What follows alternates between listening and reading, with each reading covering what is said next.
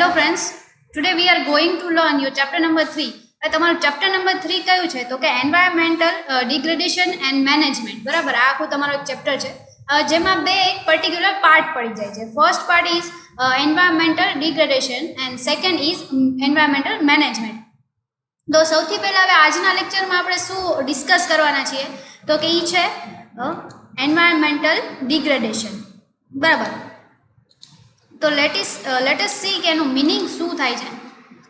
Environmental degradation is the deterioration of the environment through depletion, reduction in the number of quantity of resources such as air, water and soil, the destruction of ecosystems and extinction of wildlife. It is defined as any charge or disturbance to the environment perceived to be undesirable. એટલે કે environmental degradation means શું તો કે એવા ટાઈપની જે natural resources છે, બરાબર, આપણી આસપાસના વાતાવરણમાં આપણે જે સ્પીયર્સ આગળના ચેપ્ટરમાં ડિસ્કસ કરેલા હતા એ બધામાં જે આપણા આસપાસના રિસોર્સિસ છે, લાઈક એર છે, વોટર છે, સોઇલ મીન્સ જમીન છે, બરાબર, તો આ બધી વસ્તુની ક્વોન્ટિટીમાં ઘટાડો થાય છે. આપણે જે એનો યુઝ કરીએ છીએ કન્ટિન્યુઅસ યુઝના કારણે એનામાં જે ઘટાડો થાય છે, બરાબર, એ વસ્તુને કહેવામાં આવે છે environmental degradation. Environmental degradation is one of the largest threats that are being looked at in the world today. Environmental degradation can be understood as the lessening of the limit of the earth to meet social and environmental needs. એટલે કે આપણે આ બધી વસ્તુ છે, બરાબર, એનો use કરીએ છીએ આપણી ડેઇલી રૂટીન માટે. જેમ કે આપણને વુડની ને એની જરૂર પડે છે તો આપણે ટ્રીઝનો એનો બેફામ એને કાપી નાખીએ છીએ, કરીએ છીએ. પાણીનો છે જે 1% યુઝ છે, બરાબર, પાણી પીવાલાયક પાણીનો, તો આપણે એનો બી બેફામ ઉપયોગ કરીએ છીએ. તો આ બધી વસ્તુના કારણે એન્વાયરમેન્ટના જે સોર્સિસ છે એ ઓછા થતા જાય છે, બરાબર. એનામાં ડિગ્રેડેશન એટલે કે કોઈ પણ વસ્તુ ઘટતી જતી હોય એ વસ્તુને ડિગ્રેડેશન કહી શકાય. તો આ વસ્તુ થતી જાય છે. એટલે આ બધી વસ્તુના કારણે એની સૌથી મોટી ઇફેક્ટ છે એ આપણા વર્લ્ડ ઉપર પડે છે કે અગર જો અત્યારે જ આપણે બધા રિસોર્સિસ યુઝ કરી નાખીએ તો આગળ જઈને શું કરીશું, બરાબર. તો અત્યારે સેકન્ડ પોઈન્ટમાં એવું કહેવા માંગે છે કે એન્વાયરમેન્ટલ ડિગ્રેડેશન છે એ અત્યારે સૌથી મોટો થ્રેટ છે આ દુનિયા માટે. Third, the United Nations International Strategy for Disaster Reduction defines environmental degradation as the reduction of the capacity of the environment to meet social and ecological objectives and needs. એટલે કે જે યુનાઇટેડ નેશન્સની ઇન્ટરનેશનલ સ્ટ્રેટેજી છે એ લોકોએ define કરેલું છે environmental ડિગ્રેડેશનને કઈ રીતે કે reduction of the capacity of the environment to meet social and ecological objectives and needs. એટલે કે એન્વાયરમેન્ટની બધી જે વસ્તુઓ છે, બરાબર, એમાં જે ઘટાડો થાય છે અને બધી વસ્તુ થાય છે, એટલે કે જે સોશિયલ એન્ડ ઇકોલોજીકલ ઓબ્જેક્ટિવ અને નીડ્સ પૂરી કરવા માટે જે વસ્તુમાં ઘટાડો થાય છે એ કેપેસિટીમાં સતત ઘટાડો થાય છે. આવી વસ્તુને શું કહી શકાય? Environmental degradation. Now your next point is causes of environmental degradation. એટલે કે કયા કારણોસર આ એન્વાયરમેન્ટલ ડિગ્રેડેશન થાય છે. So let S C first કે આપણે આમાં જે પોઈન્ટ્સ આપેલા છે આ પોઈન્ટ્સને આપણે ડિટેલમાં ડિસ્કસ કરશું, બટ જોઈ લઈએ કે એ કયા કયા પોઈન્ટ્સ છે. Like there are various causes responsible for the environmental degradation. The major causes of environmental degradation can be understood as under. First, land disorders, pollution, deforestation, landfills, that is waste material buried in the land, overpopulation, and the second one is natural calamities and natural causes. Let us discuss in detail. First is land disorders. So what is that? A more basic cause of environmental degradation is land damage. Numerous weeds, that is unwanted plant species which are both unfamiliar and interfering in nature may erupt from a crack in the land of environmental surrounding. These weeds start growing and spreading. These plants can assume control over nature, eliminating the local greenery.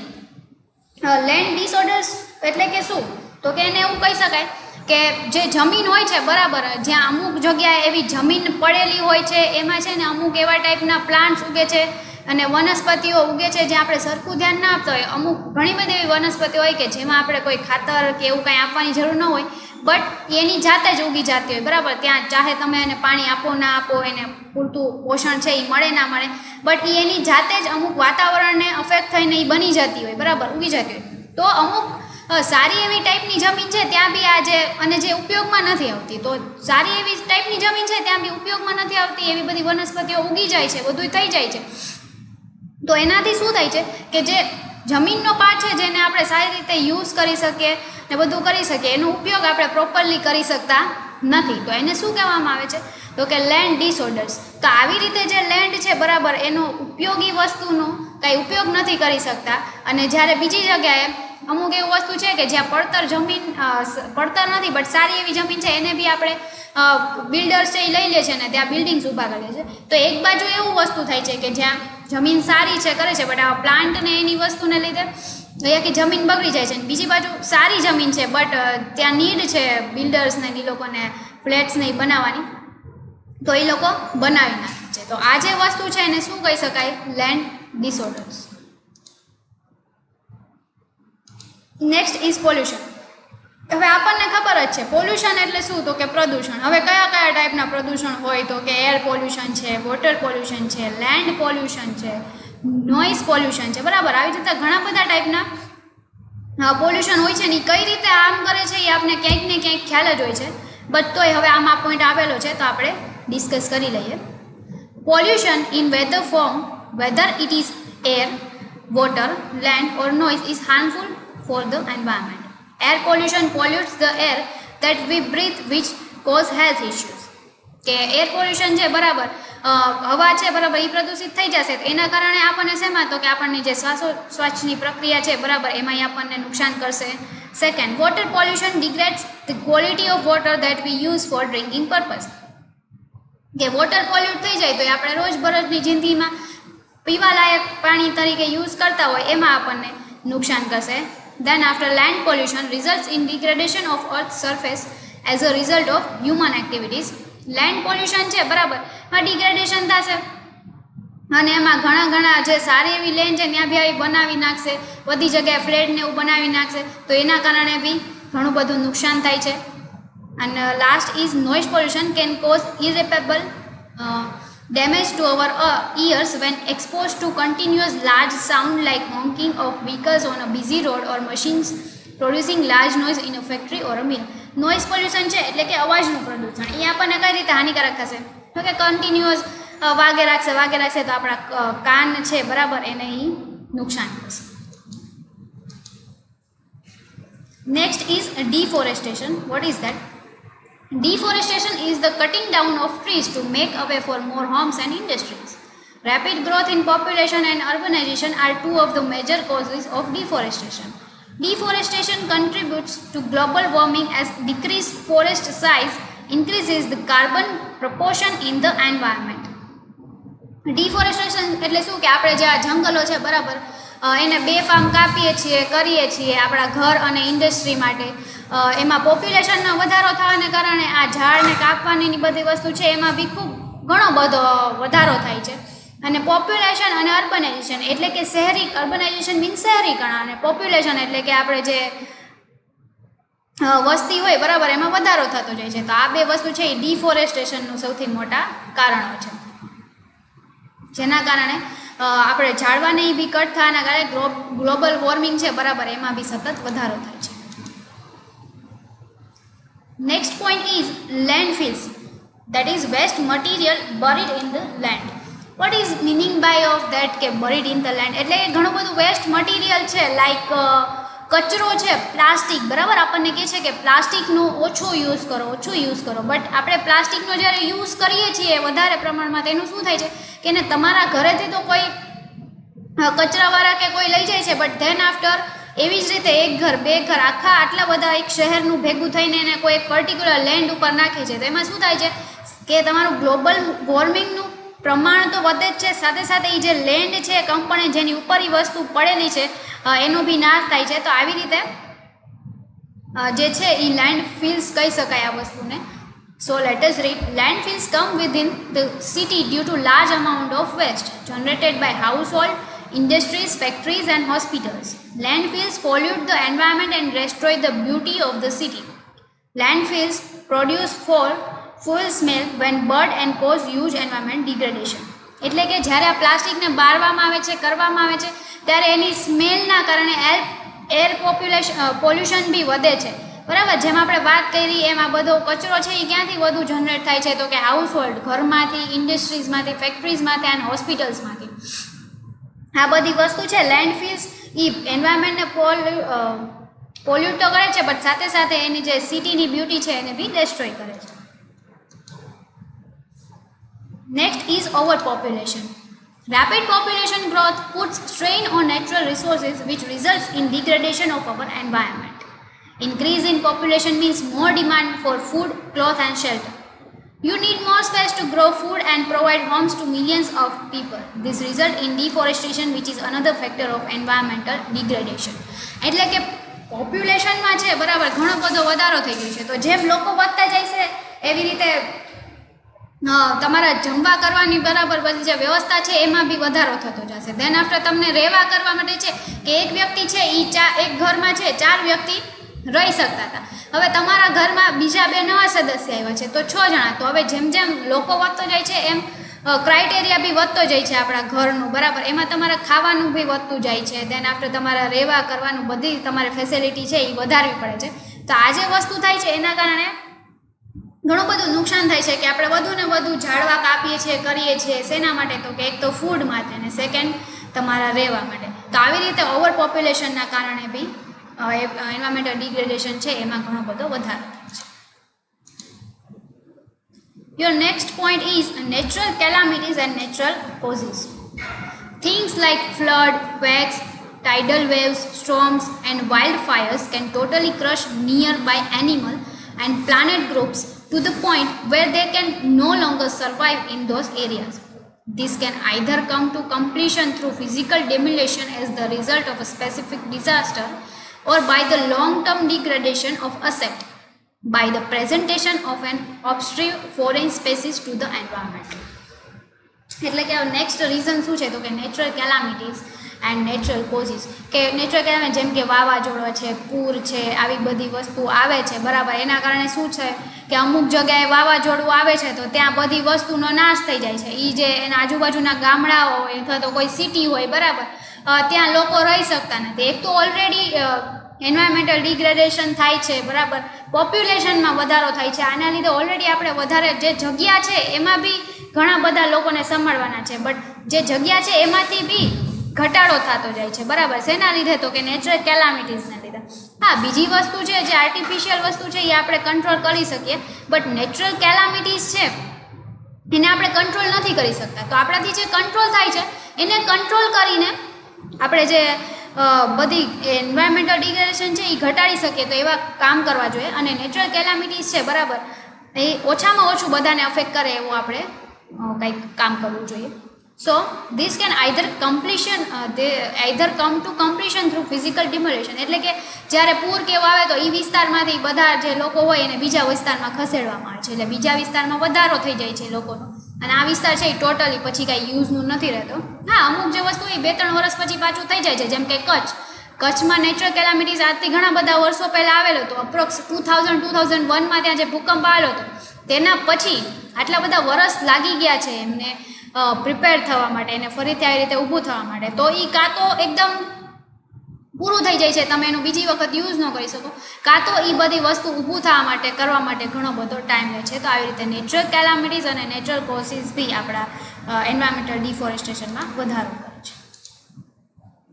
Next, that is degradation of land due to human natural interference. What is that? So land is one of the very basic natural resources that the nature has gifted. Uses of land may be varied. India's reporting area of land use about 46.6% is under agriculture, 22.6% is under forest and 13.6% is not available for cultivation. Approximately 41 million hectares of land are considered totally unfit or not available for vegetation or cultivation. It is estimated that 53% suffers from different types of varying degrees of degradation. Man-made landfills is also one of the important cause of land degradation. એટલે કે જમીન છે, બરાબર, જમીન છે એ સૌથી મોટી વસ્તુ છે જે આપણને કુદરતે છે, બરાબર, એ આપણને ગિફ્ટ તરીકે આપેલી છે. બટ જમીનનું શું થાય છે કે આપણે ઇન્ડિયાની વાત કરીએ તો અહીંયા આપણને અમુક આંકડા આપેલા છે, જેમ કે 46.6% જમીન છે એ શેમાં યુઝ થાય છે તો કે એગ્રીકલ્ચરમાં, 22.6% જમીન છે જેમાં જંગલો છે, અને 13.6% એવી જમીન છે કે જ્યાં તમે કલ્ટિવેશન મીન્સ વોટ કે ત્યાં તમે ખેતી કરી શકતા નથી, બરાબર. તો હવે એગ્રીકલ્ચર માટે, ખેતી કરવા માટે તમારી પાસે ટોટલ કેટલી જમીન રહી તો કે 46.6%. Then after 41 million hectares of lands are considered totally unfit or not available for vegetation or cultivation. Same thing કે ત્યાં તમે કાંઈ ખેતી નથી કરી શકતા, સાથે સાથે એનો ઉપયોગ મીન્સ ઘણી વખત એવું હોય કે એવી કોઈ જમીન હોય કે જ્યાં એટલી પડતર છે, એટલી હદે એવી પડતર છે કે ત્યાં તમે ખેતી કે એવું નથી કરી શકતા, બટ તમે એવી જમીન છે કે જ્યાં તમે કોઈ બિલ્ડિંગ એવું બી ઊભી કરી શકતા નથી. તો એવી કેટલી જમીન છે તો કે 41 million hectares approx. And then after 53% suffers from different types of varying degrees of degradation. અને બીજી જે 53% જમીન છે એમાં શું થાય છે કે ઘણા બધા જાતના અલગ અલગ ટાઈપના પ્રોબ્લેમને કારણે એનો યુઝ થઈ શકતો નથી. Next,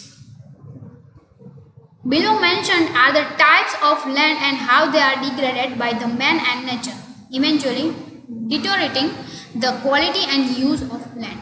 That is urban land, forest land and agriculture land.